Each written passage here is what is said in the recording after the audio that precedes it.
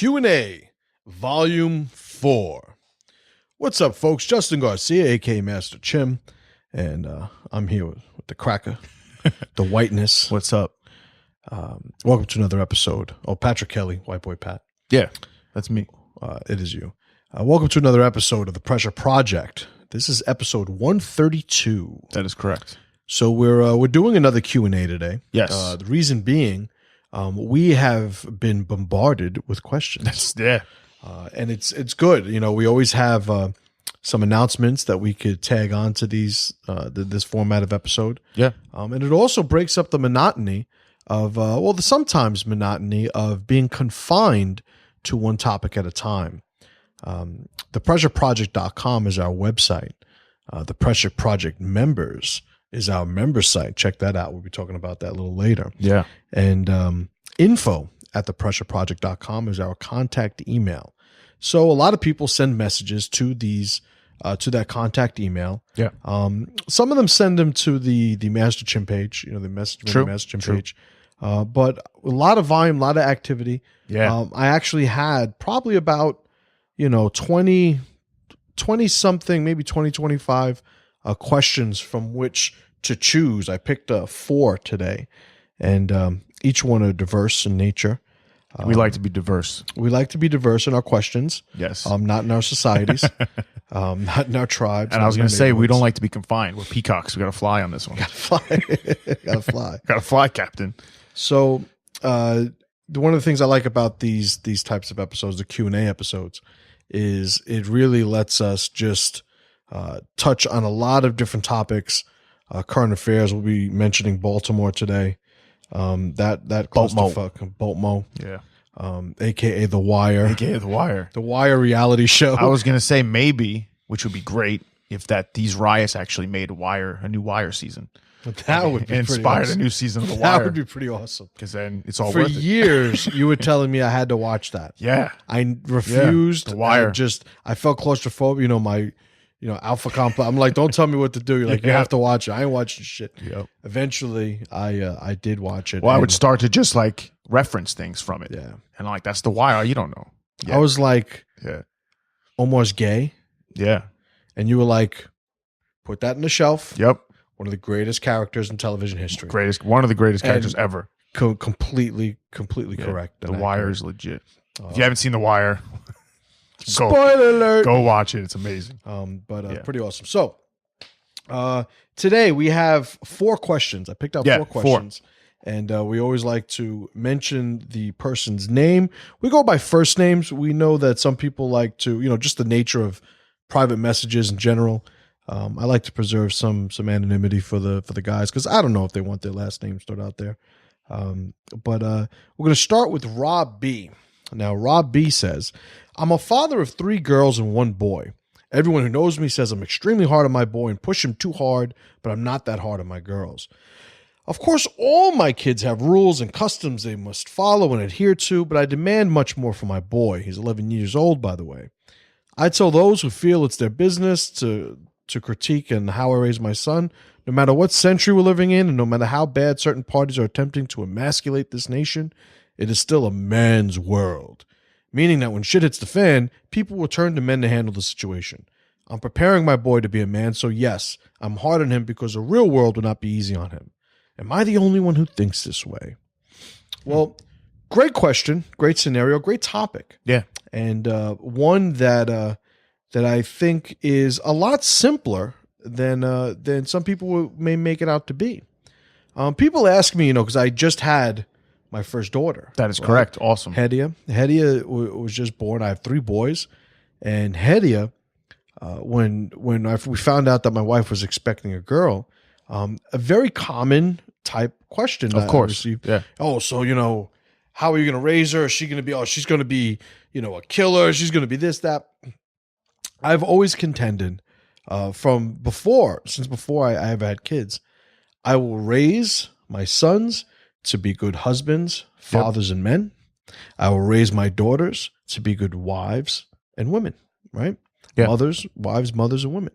So the fact that you're raising a boy in a manner which can be construed as different from the way you are raising your daughter is not inherently bad. True. Yeah. It's not even inherently inconsistent. Not at all. Now, what raising or being hard on them is, that could be interpreted different ways. Do you have standards that are more consistent with your boy than with your daughter? That would be a bad thing. Do you expect your sons to endeavor to be leaders or to think critically at a higher, level of standard than your daughter? That would be a bad thing. So raising a boy to be a man and raising a young girl to be a woman, that's as natural could be. Yeah. When your standards and expectations for success and excellence differ from your sons and daughters, here we start to tread on that, that gray area, correct, so to speak. Yeah. What do you think about that? 100% true. I think strength is strength, power is power, standards are standards. So I'm going to apply for my daughter. I'm going to apply the same mindset, the same standards, the same power she's going to receive. The things that are going to be different are the things that are different, which are apparent for boys and girls. But as far as, I'm going to be rough on her. Like, she's not going to have an easy road of it at all. Just like my son doesn't have an easy road of it at all. Mm-hmm. So I think that you're 100% spot on. Yeah. So it's really not as, not as difficult or confusing as I think people make it out to be. It's just the application of these lessons as, children become adults. Where does that lead? And, that's where we have to make the concession that there's going to be some sort of divergence, Yeah. The boys are going to be men and the girls women. So you're not the only one to think that, or to think that way, Rob. Being hard on your boy and preparing him for the man's world and responsibility as a man, it's absolutely expected. And I'm taking through the context that you're not raising your daughter to be a man, and maybe I'm off a little bit, and there's not enough information here for me to really, expound upon it to any great degree. But I will say, if you're raising her to be a strong woman, which means that she will be a strong, supportive wife to her husband one day, she will be a nurturing, strong, resilient mother to her children one day. If you're doing that, then good on you, my friend. You're doing it right. Yeah, because you don't raise a woman to be a man, just like you don't raise a man to be a woman. Right. We wouldn't take this is where we start screwing shit up. Like when people think about that, like people say, "Oh, I'm making her tough." That's fine, but we're not going to make them men. Right. Just like I wouldn't take my son and say, "Okay, you're a woman now." Right. It's just not going to happen. Absolutely. Absolutely right. So thank you, Rob, for awesome that question. So next question. This is from Ephraim. Last name begins with an R. I would have ruined that name. Ephraim. Ephraim. Ephraim. That's what they call him, right? I guess so. Ephraim. He's a spick. Ephraim. So his question is, and he posed the premise that he had put this on his page and was getting some flack from traditional martial artists. He put the quote, "Technique without strength is useless. Strength without technique is still useful." Thoughts? So what about fireballs? Not fireballs. AKA chlamydia. That was a good one. So the quote itself, I don't know where the quote comes from. I've heard it used in a bunch of different ways, paraphrased a bunch of different ways, but the concept is still the same. The idea is still the same. Yeah. It's if I'm not very strong, but I have technique, I could be effective. But all I have is strength and no technique. I could still be effective. So strength is everything. And people that do not think that that's the case do not know what they're talking about. You could take who's a world champion? Mighty Mouse, right? What's his name? Mouse, Demetrius Johnson. Demetrius Johnson, right? He's the 125 champ. Yes. 125 champ of the UFC. Demetrius Johnson, in my opinion, is probably the most complete mixed martial arts fighter on the planet. Demetrius Johnson fights at 125 pounds. I'm assuming he walks around anywhere from 135 to 145. Sure. He is pound for pound, right? Because that's the magical phrase. Pound for pound. Pound for pound, the top fighter on the planet, in my opinion. And I believe that completely. Now, in history, no. But right now, yes. I will take Demetrius Johnson and I will put him into the glove box of my Jeep. And your glove box is not that big. And a very small glove box. Yeah. And it does not mean that I am technically a better fighter than him. On the contrary, his technique dwarfs my own. But there is something called physics, and strength has a huge deal to do with it. So the way that I usually, and this is no, and you could physically put him in the glove box, dislocate his bones. You can you dismantle him. Yeah, and just like the old He-Man characters. Yeah. Right? Yeah, exactly. I was going to say G.I. Joe, but I wanted to compliment him because I'm talking about putting him in a glove box. So the whole thing is, the way that I explain it to my students when they say, you don't need to, because I lift weights. All my guys lift weights. Yeah. And it's funny because one of the big critiques against my guys in the New York City amateur MMA circuit is, those guys from the jungle gym, they're all strength, no technique. Yeah, all strength. And and I tell my guys, it's great that that's what they think. It is, because that's fear talking. Yeah, it's exactly what it is. Yeah. And they're rationalizing why they get their asses handed to them. And it's like, oh man, those Spartans, they're just all war. Right. Yeah. They're just all killing and violence. All violent. Why are they so violent?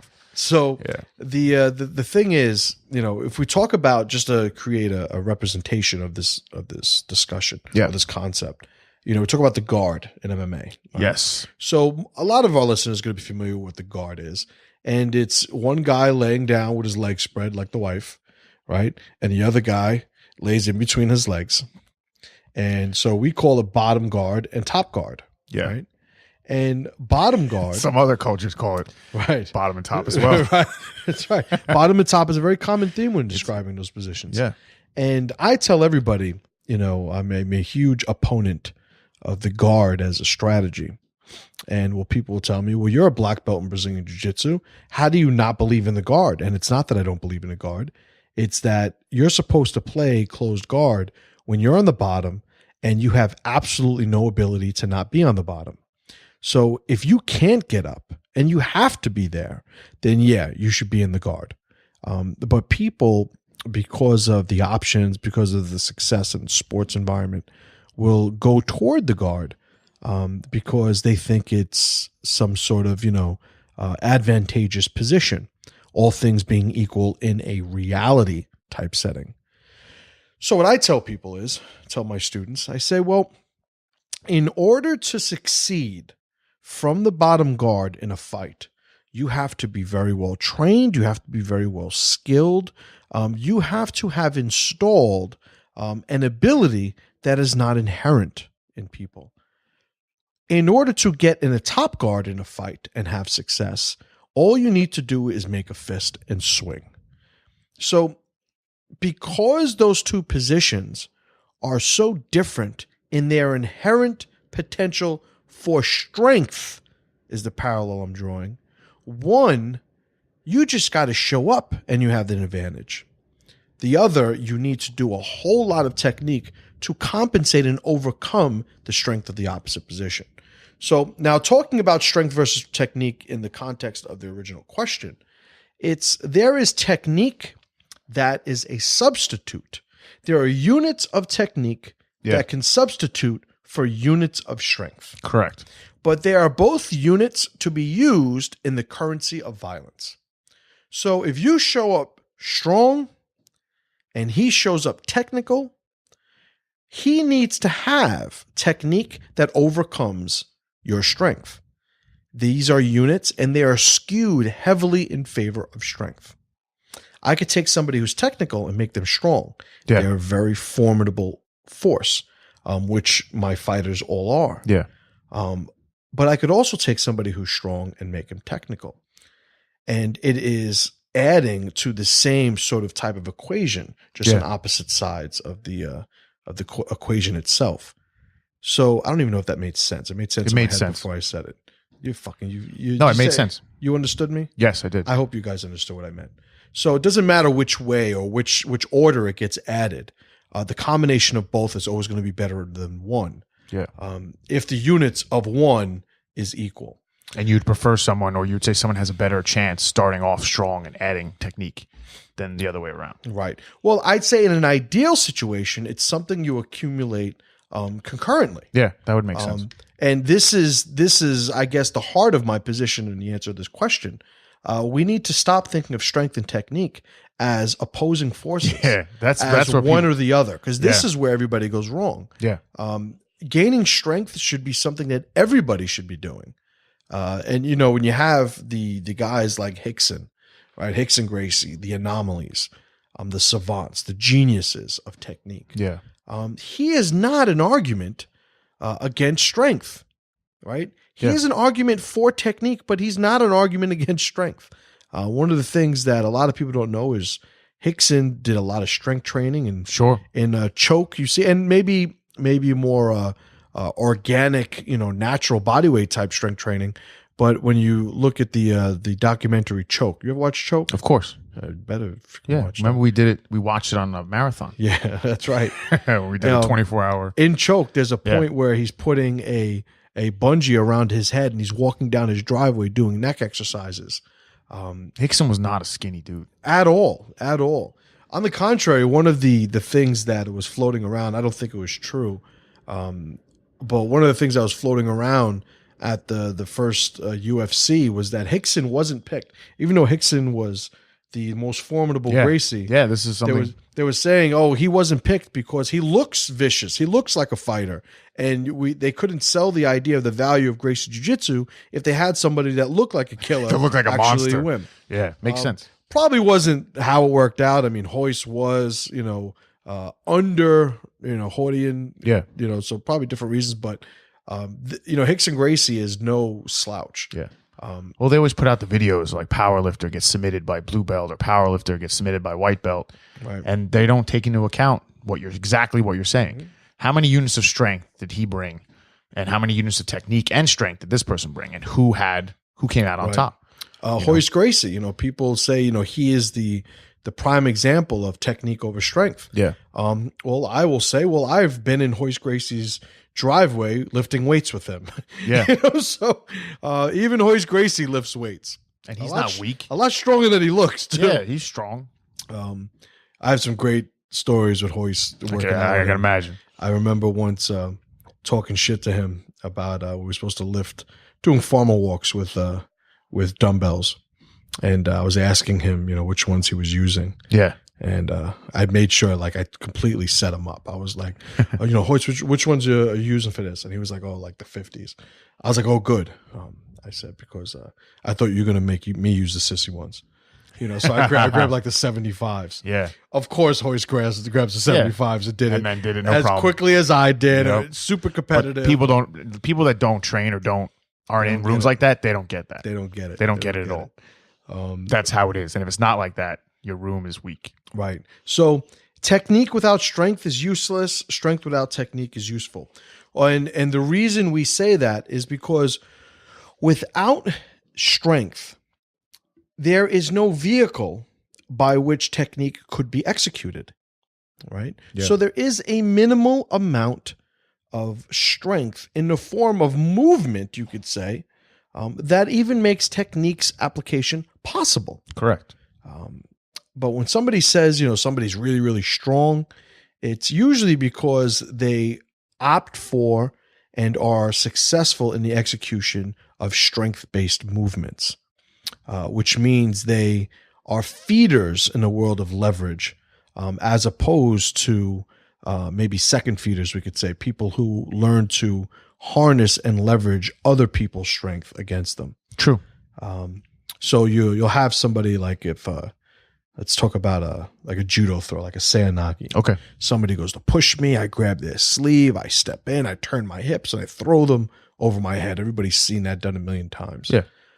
That is a very technical use of leverage and a technical application of a takedown. But I may also, and I've done this before, go in, grab somebody, lift them up over my head, and slam them on their backs. Yeah. One is a lot more technical than the other. And by technical, it's really just a ratio of technique to strength that we're talking about. Correct. But if I'm strong enough to use a lower technical move, but still execute and wind up with the same result, that's what I'm going to do because my strength affords me the ability to do that. Correct. All right. So if you have somebody that's not strong, they don't have any other option than to completely leverage technique. Augment their strength with technique. Right. Or supplement. So I agree with the with the quote, technique without strength is useless. Strength without technique is still useful. Because when we say without strength, that, I define a certain way. That means without the ability to overcome any resistance. Yeah. And then, you're useless. Agreed. You have a good example of this is you have these, I wouldn't even say sports jiu-jitsu guys because I can't even paint them with this brush. You have jiu-jitsu guys that don't train, don't physically do anything. They know a lot of moves. Yeah, sure. They could demonstrate a lot of moves. Yeah. But they don't have the physical ability, strength, conditioning, endurance, agility, whatever the case is. They don't have the physical ability to actually execute these moves. Live. They're useless. Yeah. They're useless. Yeah. I used to train at a school, which I only trained at one school. So everybody should know what the school is. I used to train at a school as a student that, where you had this group of guys that were just accumulating belt rank and would never, ever roll. Yeah. There was one guy who was an instructor, not a bad guy. I mean, I liked the guy personally. But I was there almost 2 years. He was one of the instructors at the school. I never rolled with him. Ever. Yeah. And it's not like, he was some 80-year-old or some, Yeah, sure. He didn't move into that phase. Because I to be honest, full disclosure, I barely roll nowadays at all. But I also have, every, video of not every video, but I have a whole slew of videos that sort of qualify me as being able to do what I say I know how to do. Yeah. And if you wanted to, you go out there. And if somebody wants it, yeah. If you want it, there's a bag here waiting for you. Wearing street clothes. Hey, MC, you want to roll? He's like, yeah. Yep. As a matter of fact, I do. And then that's going to be fun to watch. Yeah. On a side note, where that's concerned, a lot of former students talking shit. Oh yeah. Yeah. It's one of the things. This just recently it happened again, but it's certainly not new. Yeah. But there's a whole bunch of students that used to train here that now they're other places, and you could say what you want about me, say what you want the school, but don't misrepresent my ability. Yeah, don't do that. So I guess to all the students out there who are misrepresenting what happened whenever we trained, if you ever want a reminder, just show up. Just throwing that out there. Yeah. Because I will fuck you up, just like I fucked you up before. And there's one or two guys specifically I'm speaking to. So by all means, do you criticize the standards I have, the atmosphere here in the school, and criticize that all you want. I guess it's to a certain extent chocolate versus vanilla, right? Some people just don't like standards. Yeah, or strength. Or power. Or power, any of those tribe. They like mediocrity. They like mediocrity. Yeah. But don't misrepresent what happened when we trained. Yeah. Okay. And by all means, I accept all challenges. You come in here, you want to whoop my ass, good luck to you, my friend. Yeah. I mean, no one lives in a bubble, so you should watch your mouth. I mean, it's just fucking retarded. Yeah. Okay. Anyway. And I don't look for these problems. I got enough fucking issues, man. I got 4 kids. I got bills. You can't be worried about the ants pissing on your shoe. Yeah, but but every once in a while, I just need to remind you guys, look, not for nothing, but don't misrepresent what happened when we used to train. Okay. Whatever. All right. Let's move on to the next one. Let's move on to the next one. I don't want the negative energy. No negative energy. All right. So next one. This is from Chris. Oh, thank you, Ephraim, for that question. Yeah, awesome. Next one. Chris D. Do you think the cell phone video camera has replaced the handgun as the great equalizer? It seems the interwebs are full of videos on people countering and documenting aggression with the cell camera. No. Yeah, no. And the reason I say no is when you say the great equalizer, that implies something that I do not think is represented by the power, the admitted power of the cell phone video camera. If you have a 120-pound woman who's in her house with her children, and somebody knocks down the door at 3 a.m.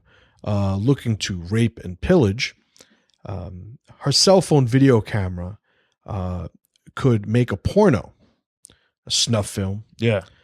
It's certainly not stopping the intruder. You just take it away from her. Right. Like, I'm filming you. Okay. At that point, it becomes a paperweight or a projectile. That's what the phone becomes. Yeah. So is it a useful tool? Absolutely. Sure. The great equalizer implies something that levels out a disparity in power. Yeah. And the handgun is the ultimate representation of what, equality in force and violence could be. So one of the greatest, strongest arguments for, our Second Amendment rights is just that. Yeah. Is, and Tuan Tom has spoken about this before. He's saying, people want to ban guns. Yeah. Oh, fine. Ban them. Yeah, good. Because that's the only thing you have that'll stop me. Yeah. And that is a valid, argument. Yeah. The what is it? God made man, Colt made man equal, something like that. That's a good Samuel one. Colt made man equal. That's a good one. Some phrase like Yeah. that. But it refers to and speaks on the equalizing power of firearms. True. So we are entering a new era, right? A new age, the surveillance age. Sure. I just did a great interview with Keith Preston, and we spoke about this.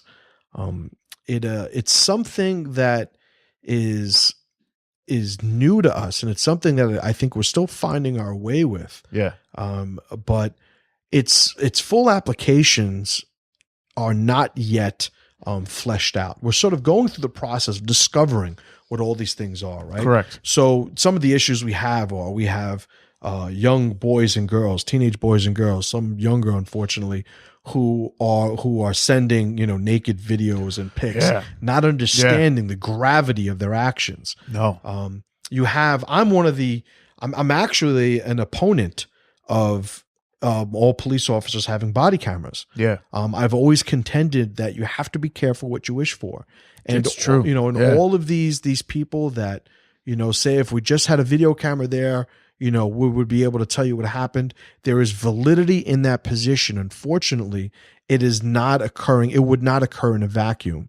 When you have these video cameras on every single police officer, what you have is surveillance, moving around every inch of our city, every inch of our towns, our neighborhoods, usable evidence against you that could be used against you. I like, my freedom. I like my autonomy. I like my liberty.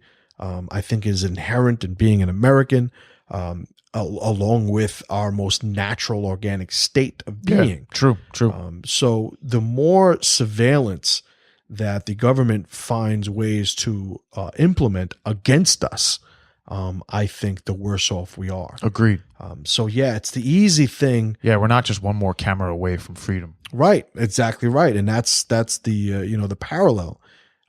You don't want to adopt a mindset, or I should say, get distracted from the mindset that liberty and freedom trumps everything. Yeah, this always needs to be where we anchor our positions from. And when you talk about surveillance as a means for stopping potential crimes against us, you're on a slippery slope. Maybe we'll all get body cameras. Right. I mean, if the government just kept us in pods, completely separate from one another, we're safe. And then they could feed us our liquefied dead. What the fuck is that from? From the Matrix. Jesus Christ. Tangent, man. I watch a good movie and I'm like, it's a great movie. People are like, what happened? I'm like, I don't know, but it was a really good movie. He's the opposite. He remembers everything. That's funny. So, you have to understand. Who was it? Was it Thomas Jefferson?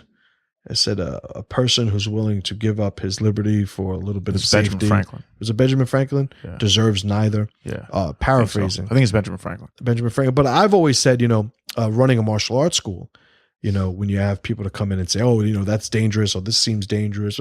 I tell them, well, look, you know what? Stay at home, watch TV, no sharp objects, use plastic sporks. There's a way that you could position your life so that it is statistically much safer than the average. Yeah. Those who would trade liberty for security deserve neither, or something like that. Right. Something like that. That was closer. Yeah. That was closer. There's something else. Was it Benjamin Franklin? I think I'll look it up. Yeah. All right. So I think it's Benjamin Franklin. All right. So, the thing is, we could certainly make certain decisions that position our lives to be safer than the average, but at the expense oftentimes, or almost all the time, over our liberties, over our natural state of being.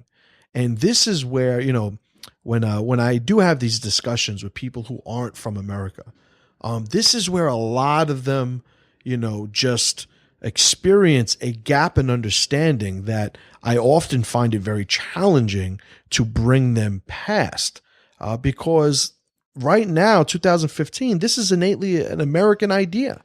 But it's falling by the wayside, and this is what we often speak about. You got it? Yeah. What is it? Benjamin Franklin. They that give up essential liberty to obtain a little temporary safety deserve neither liberty nor safety. Mm-hmm. And this is and that's a concept that so many people just don't embrace nor understand, unfortunately. Ben Franklin understood that. Ben Franklin. That's right. That's why he's on the $100 bill. It's true. Dollar bill, yo. So, does the cell phone video camera replace the handgun as a great equalizer? No. Unless you have a cell phone that has a handgun component to it. Right. I'm filming you, push a button and shoot some. That's legit. Filming you die. So think of the handgun itself. In the wrong hands, it's bad. In the right hands, it's good. Yeah. I think there's a lot of similarities with the video camera, but the practical application in the real world of each of these tools is inherently different. Yeah. So that's all we got to say about that. Yeah. So thank you, Chris D. Chris for that D. question. Yeah. Because the next question is from Chris T. And here we're going to deal with Balmain. The Wire. Yeah, the Wire reality show. The Wire reality show. So his question is, he starts off by saying, so in Baltimore, you have a black mayor, a black city council, and a majority black police force. Yet the citizenry riots. Yes. What is the common thread between Ferguson, Staten Island, and now Baltimore? Well, there are a lot of common threads. We could probably make a quilt. Yeah. A quilt of weakness. Yes, we could. With all the common threads between Tapestry of weakness. Tapestry of weakness. I like it. What are some of the common threads? Pieces of shit being put on a pedestal of martyr. Yeah. Part one. Race baiting. Yep. Misrepresentation of events. Correct. Inability to practice any degree of patience while awaiting the results of an investigation. The propagation of weakness and victimization by the federal government. Eric Holder, why were you in Ferguson? Yeah. A piece of shit got shot. We don't need you there, Mr. Attorney General. It's not anymore. We have a new piece of shit now. Awesome. So are there similarities? Unfortunately, way too many. Correct. Now, there are events that, and this has always been my contention, there are events that represent an abuse of police power, an abuse of the authority given to police and government.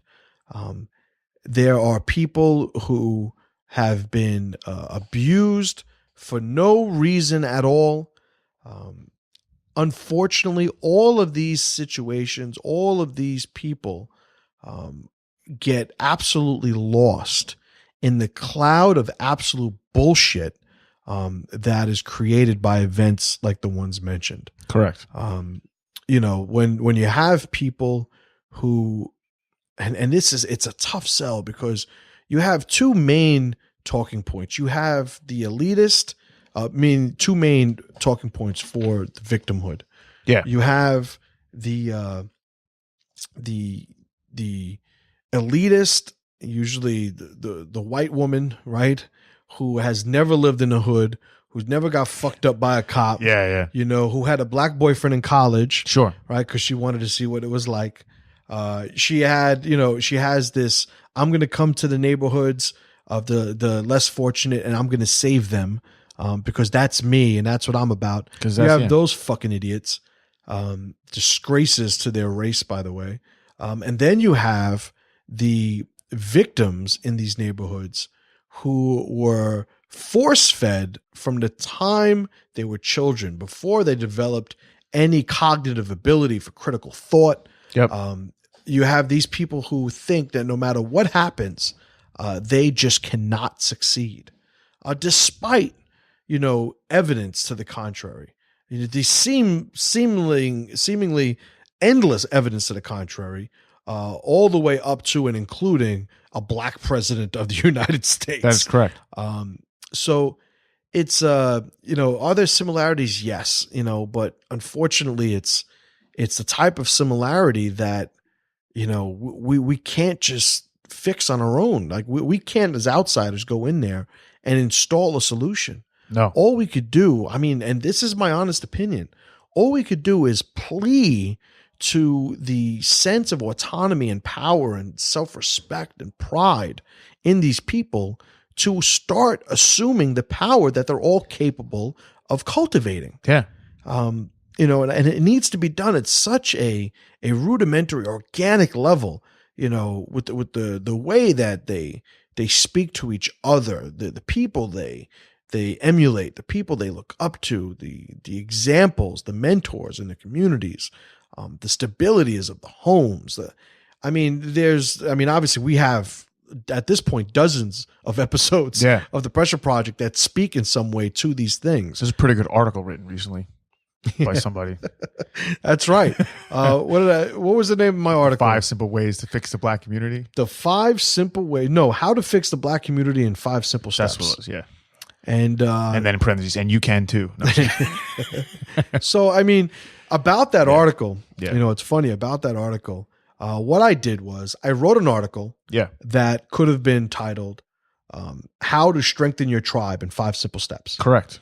And then I put black in the title. Yeah. And I added some quotes by strong black men. Yep. I added a couple of anecdotes. So that could have been about anybody? It's absolutely true. Strength is strength, power is power. What a crazy concept. Pretty well received by a lot of people. Sure. Because it wasn't about black people. It wasn't. It was about strength and power. Yeah, but people miss the mark because they get offended. Right. So we did have a couple of them. They become the offendicons. We had one of these bitches fucking, that Yeah. Fucking guy. Yep. Jump off a roof. Protest. Protest, don't just jump off a roof. Highly offended. Oh my God. You hear them transforming into the offendicon. Right. Feelings. Feelings. Turn down the feels, bro. Yeah. So you have all the offendicons that yes, you do. Certainly, probably didn't read the article. No. Or cherry pick things. You read the first line, emotion. Right. You read the second line, and then you're not really reading anymore. Right. All that emotion. It's like you're not looking at it. It becomes just a slow song after your girlfriend broke up with you. That it's just written, all the lyrics written specifically about you. All the lyrics are about you. She left me. She left me. I'm a loser. All the lyrics turn into that in your head. Yes, pretty much. That's what happened. So with the article, you see a very, very simple way of fixing the community. Or fixing any community. Right. So fix a community. Which community? Anyone you live in. Yeah. Because it applies. Yeah. But unfortunately, you talk about the common threads between these situations, Chris. You don't see any real commitment to any of these ideals. No. What you see is everybody just scrambling to the top of the bucket of crabs. Yep. Let's give them room to destroy. Yeah. Let's give them room. The mayor said that. We gave them room to destroy. Protest and also room to destroy if they have to. So, there's a difference between, and everybody, I made a meme pic with the race baiters wanted the mugshots of the cops to be. Yeah. It turns out the 6 cops, 3 white, 3 black. Of the 3 black, one was a black woman. She was a sergeant, right? So you have... And they're guilty, right? They, I don't know. They didn't do the investigation and they trial haven't. yet. They have That's not. insane. It is insane. Wow, I didn't. Due process. So what you see is people's emotions taking over, and the only people that suffer are the useful idiots, the ones that are being convinced that blowing up a police car is the thing to do. The ones that are being validated in when they go and they rob stores and burn down CVS's and they loot local owned businesses. When you have that segment of the media and of the LibPro fucking moonbats, when you have them saying it's understandable, rioting is a form of protest. And what is it, rioting? Somebody said, rioting is the voice of the unheard or some shit. I don't fucking know. Look, rioting is for losers. Yeah. When it's not for losers? I'm going to tell you. You want to know? You want to know when rioters are not losers? When they win. Want to know what it's called when they win? Revolution. A fucking revolution. Yeah. Right? So you want to win a revolution, you better win. Because if not, you're just a bunch of loser goddamn rioters robbing a goddamn CVS and liquor store. Yeah. Well, our founding fathers, when they founded the revolution, at first all they did was just take clothes and horses. That's all they did. Right? No. No. Oh. No. Okay. So they didn't. They actually formed they like a whole nation. Yeah. The greatest nation to ever exist. Oh yeah. All right. That's what they did. Sounds good. But I digest. Yes. We digest. So Chris T, thank you for the question. Yeah. The opportunity to talk about Baltimore. I didn't want to do a dedicated episode. No. You had mentioned you want to do. I'm like, you know what? Fuck Baltimore. Yeah. And I don't mean the good people. I'm not even gonna fucking say that. You know what the fuck I mean. Fucking qualifier. Not the good people. Please don't dislike me. Fuck that. A bunch of losers in the fucking streets there. So that's that. Yeah. So we're gonna make an announcement today, and this is the first time, and this isn't gonna be the format every time for this, but it's the inaugural. Yes. The inaugural announcement. I've always had trouble with the word.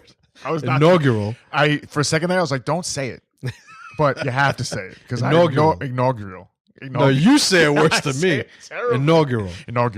So it's just one of those first introductory. Yes. Announcement of the 2-year members. We should name the membership. Sure. Like the 2-year membership, we should have a name for it. Okay. Why didn't we do that? I just put TPP membership 2 years. Thank you. We can name it. We got to name it. All right. We can't call it a power membership. The super powerful team. Pressure. Electro member. The extra pressure power member. It's like of superosity. Of cleaning a wall. It sounds like a super power wash. Yeah. So we'll come up with something. Yeah, we'll come up with something. It should have a name though. It'll have a name. Because they represent the people who not have only invested the most literally, but figuratively. I got to tell you, when we started the membership site, we released it a few days ago. Yeah. We're over 50 members already. Correct. But when I see these people, and how many people did the 2-year? Like a dozen? Yeah. 12. All right. So I'm going to read their names in a sec, but when I see these people one after the next, doing the 2-year membership, 12. I got a little warm and fuzzy inside, man. It was like, very cool. These guys are on board, man. These guys believe in what we're doing. The majority of members are 2-year members. So I mean, it's that's not true. I mean, in the initial week, right, when it first started, right? So that's what I meant to say. Anywho, anyway, so we have a group of guys who we're going to read their names because one of the things when you're a 2-year member, you get a shirt sent to you. Correct. And almost all of them were like, wait until the next shirt because they already have all the other ones, which is awesome. I never even factored that in. Some of them are looking for that one. Right. Some are looking for this one, and this one, don't worry. It's I think in a couple of weeks we're gonna have it. Yeah. We'll make the announcement. You guys will see, but we're bringing the strength shirt back. Yep. It's I'm thinking we should make it a little bigger. What do you think? We can. Not my shirt, the image. I understand what you're saying. My shirts need to get smaller. but just the image I'm Yeah, talking that's about. not a problem. Right? That's easy. What do you think? I like it. I want you guys to help us with this. I'm thinking that the word strength should be a little bigger, but Mjolnir should be featured more prominently. That's my opinion. Okay. I want you guys to help us decide. So let us know. Either put it on the comments for when I talk about when I share the episode pick, or send us an email. Let us know what you think. Cool. All right. But without further ado, so here are the 12. Yeah. Who did the 2-year membership? Number 1. Should I read last names? We did before. No, I'm not going to do because I'm not going to read last. I'm going to do maybe some of them I will. Some of them I won't. Some of them already we have mentioned their last names many times. Right. So that's what I'm saying. Yeah. So, and what I meant by the first day, it was like all these guys pretty much did the first day. The first 12 people to sign up were all 2 years. It was like, oh wow, like initially, boom. Right. So, the thing that really blew me away was we had people signing up before we even made the site live. Yeah. So they weren't even able to see anything. The site could have been, you log in and it's me going, thanks, buddy. But that's, that made me feel like it was very cool. We're moving in the right direction. Yeah. The tribe is growing. So Ricardo. Yep. Ricardo Montoya. First one to sign up. First one, a couple days before. A couple days before it was available. Josh Stern, number 2. Yeah. Right? Josh Stern. Who wanted to be number 1. Right. But he was slow. Right. So it's all right. Well, I think he was following the rules because he did it after I guess he was following the rules. He was following the rules. Yeah. Look, rule followers don't make it in reality, my friend. Right? Right, Pat? Listen. Pat's a converted rule follower. Yeah, I'm starting to. It's an everyday struggle. It is. So, I'm the opposite. Rules make me claustrophobic. Richard Knapp. Right? Richard Knapp. Yep. Raul. Joel. I want to say last names. Don't say just Joel. Joel L. There you go. Shay. Yes.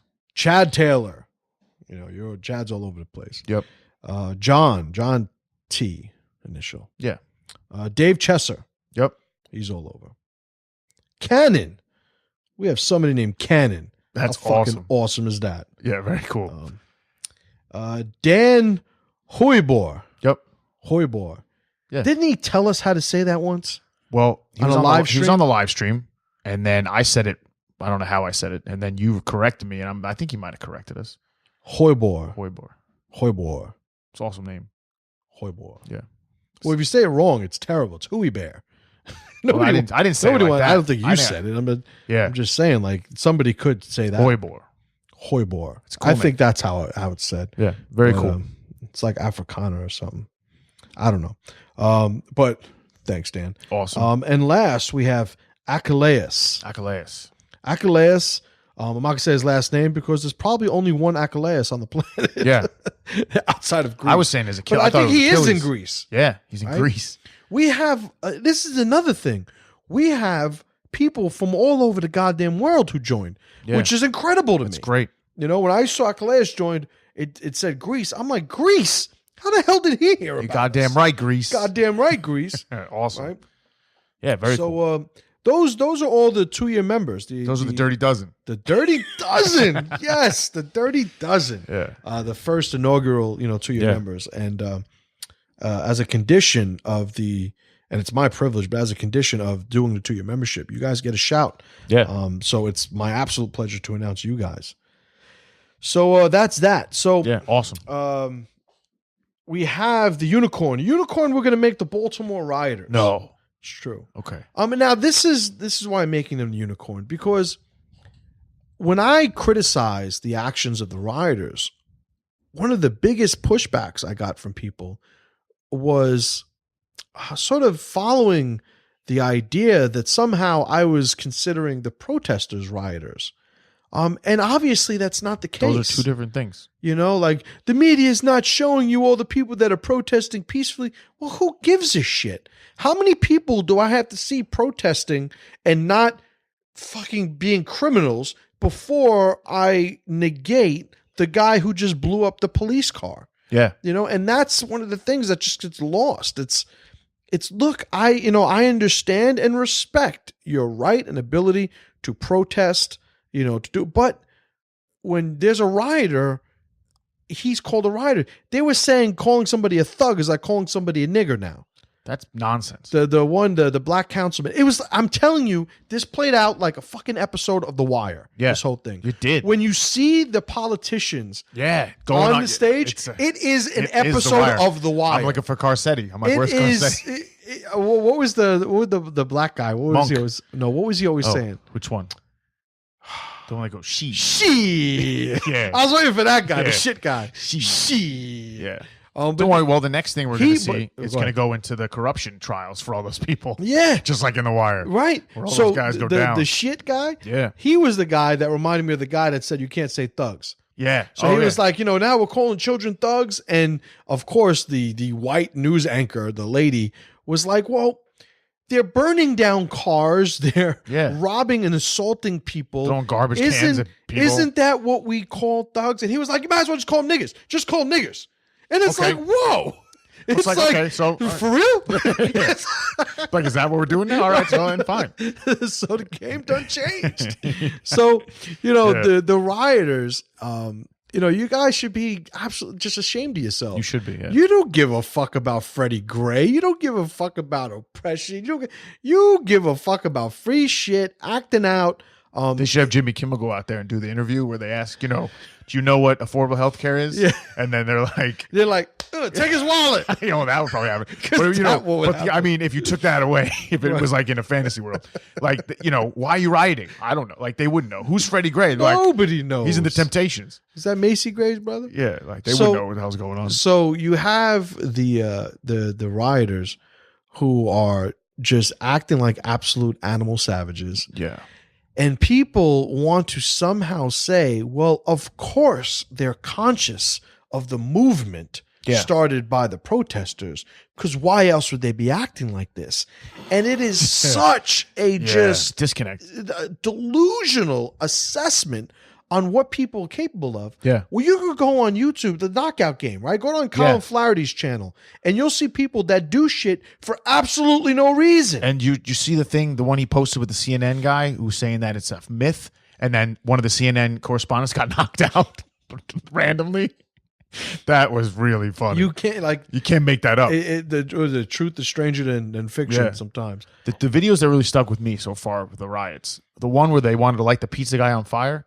You see that one? The pizza guy's like, they were saying, they threw lighter fluid on him and they were saying, burn the pizza guy. Yeah. And he's not like, he's like, what did I do? Like, I'm just trying to escape. And the other one was when they had the guy in the suit. I don't know who it was, but it was a councilman or whatever, leader, right? And he's saying, the white guys interview him and he's like, what's going on? Why are the police over there? Why are you back? Oh, we asked the police to back up and they respected us. We can get them under control. And he's like, yeah, but they're looting the store right over there. He's like, nah, you're just being negative. Yeah. Now he's being negative. You just focusing on the wrong shit. And you got the one guy behind him going, guys, stop. Guys, stop. They got the cameras on. Stop it. Wait, we're supposed to, we're leading. It's like, let us lead. We're trying to lead right now. Oh my God. Give us 5 minutes. They kill all these. The fact is like, but they're looting right over there. Now you're being negative. Yeah, it's just, like, what the? It's, one's dumber than weaker than the next. All right. So, Pressure Players, Unicorns. Another announcement. Yeah. And this is going out. This episode's going out Monday. That is correct. So you guys will get the announcement Monday. That probably on Tuesday, we got a special treat. I filmed a 5-episode series on the Loyalty Matrix. Awesome. I've spoken. I mean, this is a big step for me because I never wanted to tell anybody about this shit. No. But as we went on, it just seemed so pertinent and it was almost like I had to use some of that information to describe my perspective and position on certain things. And now we have an outlet though. The members, right. Now this is what we're going to do. The members are going to get it first because that's one of the values of being a members. Yeah. Episode 1 is going to be released to the members probably on Monday. It's going to be made public for everybody to see on Tuesday. There are 5 episodes. Episodes 2 through 5 are going to be for members only. So all you members, and we have over 50 of them now already. Yeah, awesome. All you members, you'll have the benefit of seeing episode 1. And then every few days we'll release another episode. Eventually all 5 will be available for you to see. 2 through 5 will always be just for members. Correct. But episode 1 will be for everybody. And 2 reasons. Number 1, episode 1 covers what the loyalty matrix is, covers a lot of the basics. It sets up what the rest of the series is going to entail. But it also, very admittedly so, is another reason, yet another example to demonstrate to them why being a member of the site is worth it. Correct. I tell everybody, if you've listened to any of our episodes, at least try a 3-month membership. It is, what is it for 3 months? $25. Yeah. Try it out. You'll have access to the entire archive. You could literally just do that, download every episode, right? Can they download the episodes? Yeah, they can. Members can. Yeah, members can. But I mean, like, you could do a 3-month membership, access the archive, put it on your hard drive, so for your own personal reference, and in 3 months you're done. I mean, I'm trying to if the archive was the only valuable thing, then that would be right, good. and that's the thing, and it's not. Yeah, and, no, it's just tip of the iceberg. And what I'm doing is just trying to get the opportunity to prove that yet again, to you guys. But the support we've gotten so far has been pretty impressive. Yeah. And, one thing to note, a little housekeeping. Strong passwords. Strong passwords. Some people haven't. They sign up. They go to make their account. It gets kicked back because they're not using strong passwords. It's the Pressure Project. Strong passwords. I even put a link now. Everything must be strong. I even put a link now. So when you're on the registration page, there's a password generator you can click on. So make a strong password. Got to be a strong password. Yeah, strong. All right. So covered a bunch of stuff. Yeah. Awesome. Got to go over Baltimore finally. Yeah. Get that out of the way. Yep. Break it down, Pat. Cool. So volume 4, another question answer episode. Awesome. These episodes are always great. Like he said before, we can cover a bunch of different topics and kind of get some power out there. Keep the questions coming as always.